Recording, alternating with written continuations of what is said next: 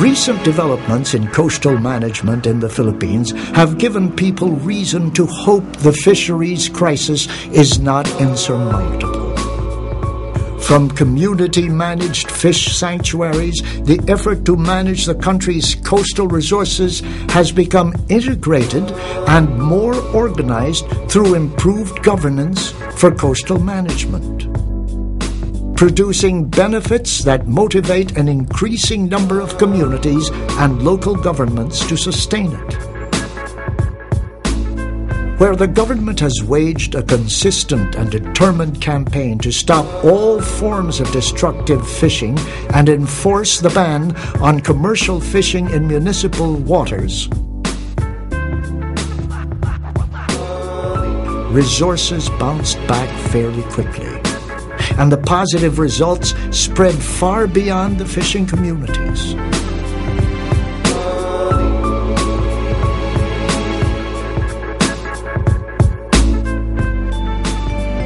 But it is not always so simple.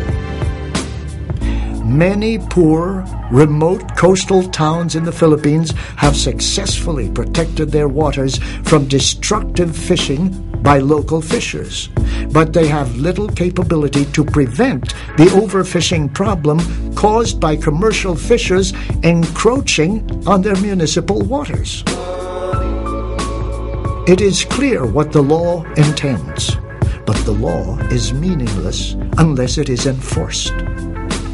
Everywhere, there is the constant challenge of illegal fishing and overfishing, underscoring the fact that there is much more left to do before anyone can say, the fisheries crisis is over.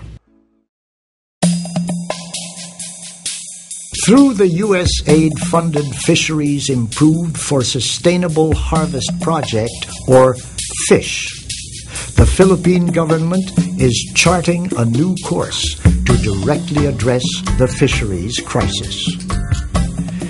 Building on the foundation of 3 decades of coastal management in the Philippines, FISH is working locally in 4 sites to focus on specific fisheries issues, while simultaneously working toward improving national policy and the government's capacity to manage Philippine fisheries in all its complexity. FISH hopes to pave a road that the rest can follow. Because the terrain is rough, there is a long way to go, and the country will need every bit of help to accomplish the long list of actions needed to end the fisheries crisis.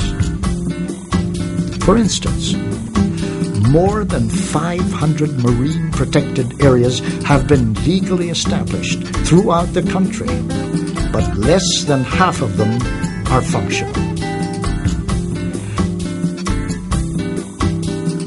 A determined effort to make them work will reap great benefits in terms of fish catch and the overall health of fishery resources in and around the protected areas.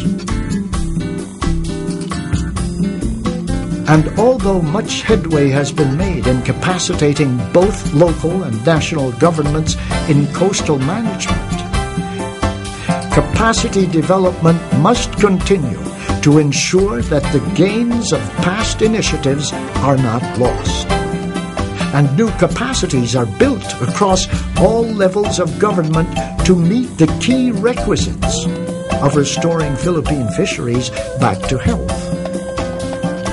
habitat perfection, reduction of fishing effort, and sustained management, all the while ensuring that the needs of fishers and their families are equitably met.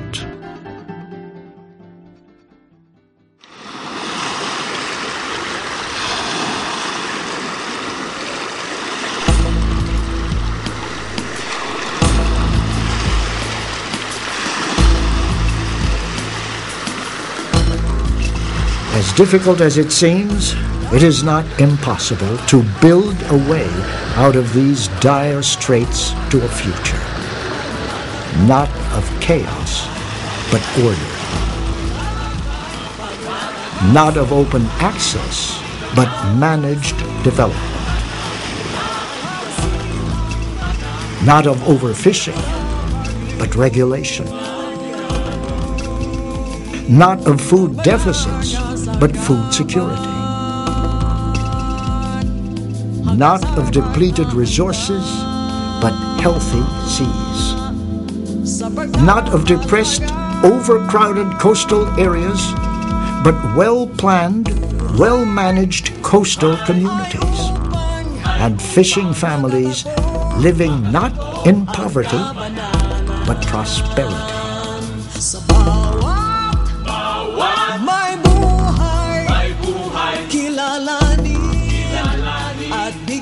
A choice must be made. There is a fisheries crisis. And there are solutions.